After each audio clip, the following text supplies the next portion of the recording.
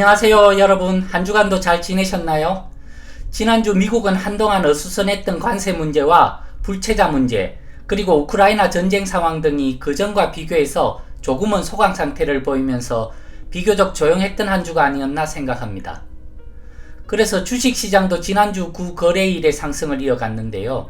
참으로 돈의 흐름은 약삭빠르기도 하고 정직하기도 한 것 같습니다. 물론 국토안보부에서 이런 뉴스가 있었는데요. 서류 미비자들에게 스스로 출국하는 사람들에 한해서 1200불을 지불하고 비행기편을 제공하겠다고 했지만 10년 이상 불법 체류하신 분들 중에 60에서 70%가 세금 보고를 한다는 기록이 있습니다. 그럼 그분들이 적어도 그동안 몇천 불에서 몇만 불 혹은 몇십만 불 이상 세금을 내었을 텐데요. 이런 푼돈을 받고 자진 출국하실 분이 있을지는 의문이 드네요. 뉴스들이 비교적 조용해서 오늘은 제가 살고 있는 캘리포니아의 해안 도시인 벤츄라 카운티에 있는 옥스나드에 관해 소개해 드리겠습니다. 옥스나드는 인구 20만 명 정도를 가지고 있는데요. 면적은 70제곱킬로미터 정도로 부산 해운대구보다 조금 넓은 면적을 가지고 있습니다. 캘리포니아의 남부 LA에서 차로 약 1시간 정도 떨어진 곳에 위치해 있고, 지도상으로는 LA와 산타바바라 사이 정도의 태평양을 마주하고 있는 조용한 바닷가 마을입니다. 키키의 딜리버리 서비스라는 애니메이션을 보셨는지 모르겠지만 제 생각에는 키키가 살던 바닷가 마을과 비슷하다는 생각을 자주 합니다. 고층 빌딩보다는 팜추리와 푸른 하늘, 평화로운 바닷가가 잘 어울려 있는 아름다운 도시인데요. 해양성 기후를 보이고 있는 옥스나드는 여름에는 바닷바람 덕분에 선선하고 겨울은 포근한 편입니다. 아침엔 해무가 자주 깔리기도 하지만 저녁엔 너무나 아름다운 붉은 노을이 바다에 내려앉는 곳이죠. 사람 많지 않은 해변에서 책을 읽거나 그냥 바다를 바라보고 있어도 힐링이 되는 아름다운 바다 풍경에 둘러싸여 있는 도시입니다. 저는 이곳에서 22년째 살고 있습니다. LA처럼 번화하진 않지만 항상 조용하고 평화로워 너무나 만족하며 살고 있습니다. 한국 마트나 한국 식당들은 그렇게 많지는 않지만 무엇보다 아이들을 키우기에는 좋은 환경이라 생각하고요. 학교도 조용하고 범죄율도 낮은 편입니다. 가구당 중위소득도 9만 불을 상회해서 캘리포니아의 평균 가구당 중위소득보다는 높습니다. 옥스나드는 다양한 문화가 이루어진 도시입니다. 멕시칸 커뮤니티가 강해서 거리엔 타코 트럭과 라틴 음악이 자주 들려오기도 하고요. 작은 농장도 많아서 딸기나 채소를 직접 사러 갈 수도 있습니다. 특히 많은 히스패닉과 어울려 살고 있는 저로서는 미국에 살고 있으면서도 그렇게 이방인이라는 느낌을 받지 않고 살 수 있는 장점도 있습니다. 전반적으로 느리지만 건강한 삶이 흐르고 있는 곳이라 할 수 있는데요. 옥스나드는 조용하지만 따뜻하고 평화로운 도시입니다. 넓은 해변과 신선한 바닷바람, 해풍을 담은 신선한 딸기가 가득한 곳. 만약 미국에서 조금은 한적한 삶을 꿈꾸신다면 벤츄라 카운티의 옥스나드를 꼭 기억해 주시면 감사하겠어요. 옥스나드에 관해 궁금하신 게 있다면 댓글을 달아주시면 최선을 다해 답변 드리겠습니다. 오늘의 미국 이민 이야기는 미국 아이들의 방과 후 활동, 운동화 가게에 취직된 이야기, 히스패닉들의 천국 옥스나드 이야기, 운동화 가게에서의 첫 급여를 받은 이야기 등에 관해 나눠보겠습니다. 2004년 10월 미국에서의 방과 후 활동. 한국에 있을 때는 미국에 사는 아이들은 그저 자유롭게 학교 나왔다 갔다 하고 한국과는 달리 방과 후의 모든 생활이 그저 자유인지 알았는데 막상 이곳을 와보니 많은 아이들이 방과 후 가외 활동을 하는 것을 알게 되었다. 한국과 다른 점이 있다면 부모의 강요보다는 아이 스스로가 하고 싶어하는 것을 선택해서 하는 점, 그리고 교과목 중심의 가외 활동보다는 음악이나 발레, 스케이팅, 풋볼, 야구 같은 가외 활동들이 많은 것 같았다. 신이도 어느 날 아이스 스케이팅을 하고 싶다는 말에 시작한 피겨스케이트 가외 활동이 어느덧 반년을 넘어서고 이제 제법 자세가 나오는 듯하다. 일주일에 한 번 레슨을 받고 일주일마다 50불 정도의 레슨 비용을 지불하고 있다. 한국은 교습비만 지불하면 아이들이 혼자서도 동네 교습소를 다닐 수 있지만 이곳은 어디 한 곳을 가더라도 부모가 차를 태워주지 않으면 움직일 수 없는 환경이다 보니 한국의 부모보다 그런 면에서는 훨씬 자유롭지가 않다. 아이들이 어디를 가더라도 꼭 라이드가 필요하고 함께 그 자리에 참석하다 보니 오히려 한국의 부모님들보다 더 극성스럽게 보이는 것도 사실이다. 미국에서 그나마 괜찮다는 평가를 받는 대학을 입학하기 위해서는 학과 공부만으로는 미흡한 게 현실이다.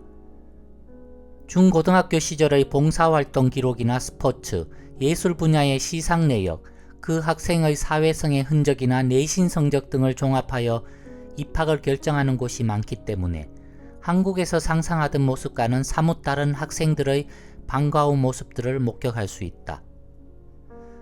본인이 진정 하고 싶어하는 것들을 하는 미국의 아이들과 최선을 다해 뒷받침해주는 부모들의 모습을 보며 한국에서도 국영수 위주의 방과후 활동보다는 아이들 스스로 하고 싶어하는 진정한 방과후 활동이 활성화되는 한국이 되길 상상하고 바라본다.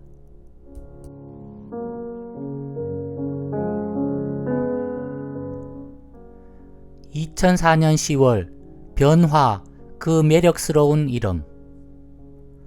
홈쇼핑 코리아를 나오고 얼마 전 동네에서 운동화 가게를 하시는 사장님을 소개받아 운동화 가게에서 일을 하게 되었다. 사실 나는 천성이 변화보다는 안정을 추구하는 성격인데 그런 성격을 가지고 어떻게 미국에 오게 되었는지도 아직 미스테리이지만 이곳에 와서도 나의 그런 성격은 크게 변하지 않았던 것 같다. 꽤 두려웠지만 안정된 직장에서 뛰쳐나와 새로운 변화를 가져보니 진보는 변화를 추구함으로 만들어지는 부산물임을 이제야 깨닫게 된다.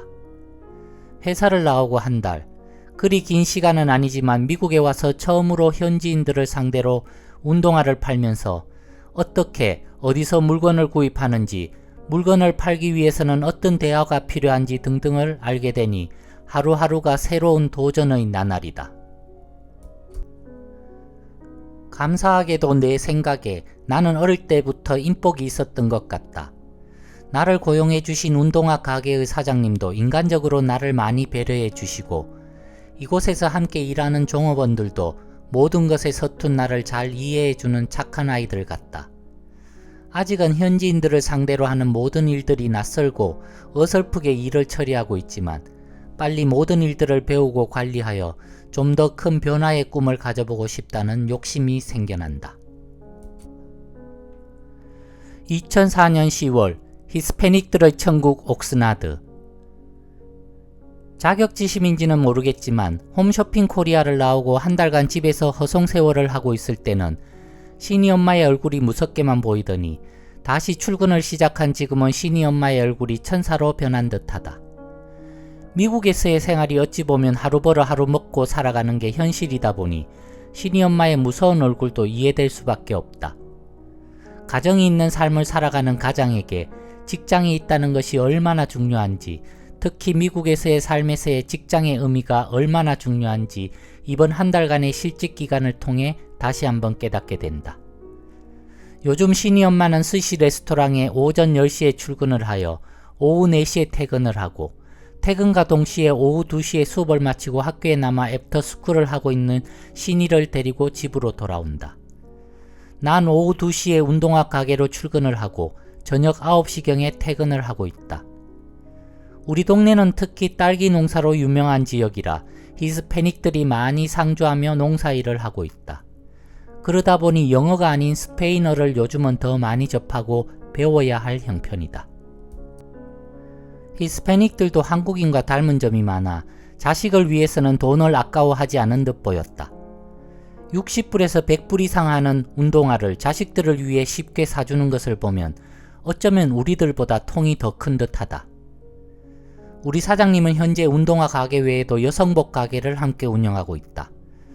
두 가게 모두 위치가 붙어있는 상황이라 나 역시 운동화 가게에 근무하다가 손이 모자라면 옆에 있는 여성복 가게로 가서 일을 도와주고 있다.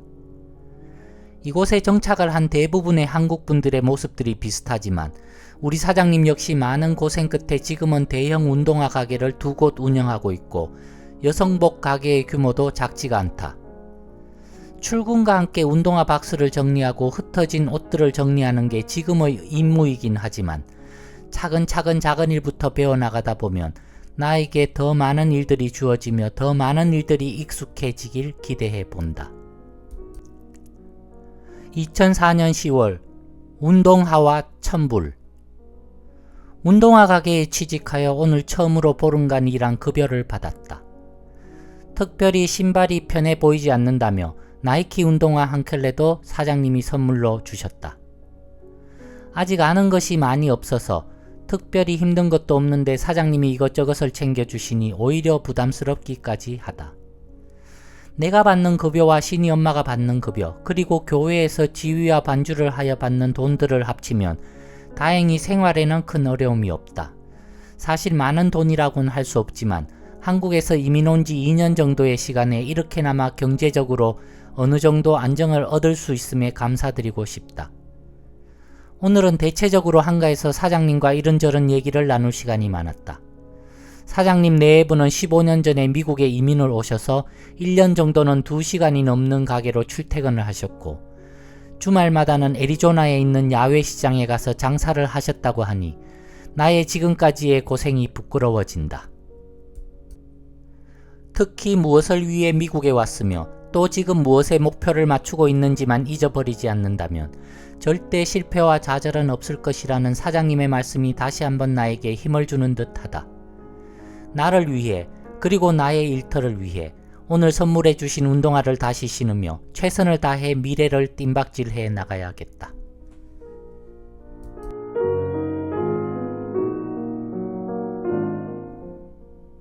(2004년 10월) 오늘은 신이 엄마 미국에 와서 맞게 되는 두 번째 생일이었다. 나에게는 항상 소녀 같고 어린애 같은 모습이지만 어느덧 30대 중반의 나이가 되어버렸다. 한국에서도 미국에 와서도 항상 고생만 시키고 있는 것 같아 미안할 따름이다. 근처의 몰에도 케이크를 파는 곳이 많지만 아직 미국 케이크가 전혀 입에 맞지 않아 아침 일찍 코리아타운에 가서 예쁜 생크림 케이크를 하나 사고 작은 보석이라도 선물로 사주고 싶어 보석 가게를 들렀더니 얼마나 비싼 것들만 있던지 씁쓸함만 가지고 뒤돌아 나오고 말았다. 저녁에 신이 엄마가 일을 마치고 와서 함께 생일 케이크에 불을 밝혔다. 신이 엄마 고생 많이 했고 힘들어도 더 나은 미래에 대한 희망을 가지고 우리 함께 잘 견뎌보자. 나도 당신과 신이를 위해 더 열심히 노력할게. 진심으로 생일 축하하며 많이 많이 사랑해.